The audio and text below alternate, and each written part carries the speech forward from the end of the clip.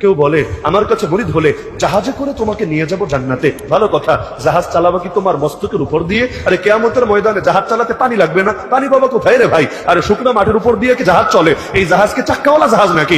নাম গাড়ি দিয়ে দিলেই হয়। কিন্তু মুরিদ হও, আমার নৌকায় করে আমার জাহাজে করে নিয়ে যাব তোমাদেরকে জান্নাতে। শাহবাগী হুজুর যে কয়টা আছে না বাংলাদেশে, জোরে বলেন নাউযু বিল্লাহি মিন যালিক। আমাদের দেশের মানুষগুলিকে বোকা পেয়ে কত না কিছু করলো। আবার দেখবেন চরমোনার বিরুদ্ধে একদল মানুষ বিভিন্ন মিসালকে কেন্দ্র করে জাহাজ বাবা, জাহাজের উদাহরণ দিছে, জাহাজ বাবা হয়ে গেছে। কত বড় জাহেল, মূর্খতার কত চরমে চলে গেছে। উদাহরণ কি বাস্তবতা হয়? ব্যক্তি বাঘের মতো, লোকটা বাঘ না? কি কথা বলেন না কেন? লোকটা বাঘের মতো, সিংহের মতো, লোকটা সিংহ হয়ে গেছে। বুঝলেন না কেন? কথা বলেন না কেন? আল্লাহ পাক রব্বুল আলামিন কোরআনে পাকের মধ্যে মাকড়সার জালের সাথে তুলনা দিচ্ছেন। আল্লাহ পাক রব্বুল আলামিন বিভিন্ন জিনিসের সাথে তুলনা দিচ্ছেন। নবী পাক সাল্লাল্লাহু আলাইহি ওয়াসাল্লাম বিভিন্ন জিনিসের সাথে উদাহরণ দিচ্ছেন। বেলালে হাবশী রাদিয়াল্লাহু তাআলা কিয়ামতের ময়দানে সবাই উঠবে পায়ে হাঁটিয়া, বেলালে হাবশী কিয়ামতের ময়দানে উঠবে উটের পিঠে চড়িয়া। কি করবেন উট দিয়ে ওখানে কিয়ামতের ময়দান? এগুলো ফজিলাত, এগুলি কি কিয়ামতের ময়দান মিয়া তো একটা চাটিয়াল ময়দান, একটা ভূমি, সেখানে জাহাজ চলবে কিভাবে? কোন মূর্খ যদি এটাকে জাহাজ মনে করে তাহলে সে তো মূর্খ। এখানে জাহাজ দ্বারা উদ্দেশ্য কাফেলা, একটা জামাত, অনুসারী, অনুকরণীয়। মানুষকে গুমরা বানায় ফেলাইছিস, বলছে মানুষকে ফেলাইছিস। হ্যাঁ, লোকটা একেবারে মিষ্টির মতো।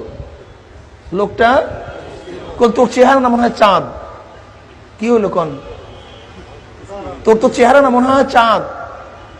কি লোকটা চাঁদ হয়ে গেছে? মিষ্টির মতো মানে কি মিষ্টি হয়ে গেছে, রসগোল্লা হয়ে গেছে? এত মূর্খ মানুষ হয় কিভাবে? এত বিভ্রান্তির মধ্যে মানুষ পড়ে কিভাবে? হ্যাঁ, উদাহরণ তো উদাহরণ, তাসবিহ তো তাসবিহ। বাস্তবতার সাথে তাসবির কি মিল আছে? মিলাই দিছে, মানুষ খাইতেছে, চলছে, হরদম যা মনে চায় তাই করতেছে।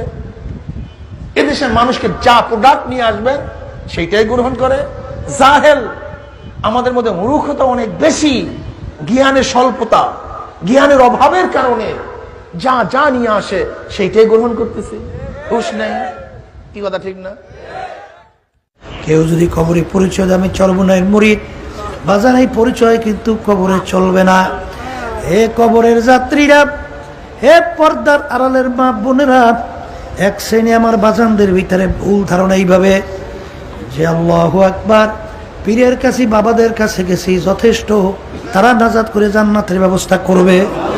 কিন্তু বাজান সবসময় মনে রাখো, আল্লাহ রাসূল সাল্লাল্লাহু আলাইহি ওয়াসাল্লাম তার কলিজার টুকরা সন্তান ফাতেমা রাদিয়াল্লাহু তাআলা আনহা তাকে ইঙ্গিত করে বলছিলেন, ইয়া ফাতেমা তুনকিজি নাফসাকা, ও ফাতেমা দুনিয়া থাকা অবস্থায় নিজে আমল করো, জাহান্নামের আগুন থেকে বাঁচো, এরপর অন্ধকার কবরে যাও, যদি পরিচয় দাও আমি আখিরি জামানার নবীর মেয়ে।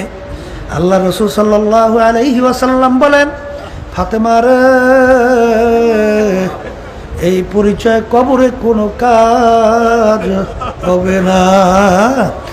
আল্লাহ রাসূল যদি তার মেয়ের ব্যাপারে কবরে এই কথা বলতে পারেন নাজাতের ব্যাপারে, এ কবরের যাত্রীরা, আমি পীর দিয়া কি করব, আমি দল দিয়া কি করব, আমি লকব উপাধি দিয়া কি করব?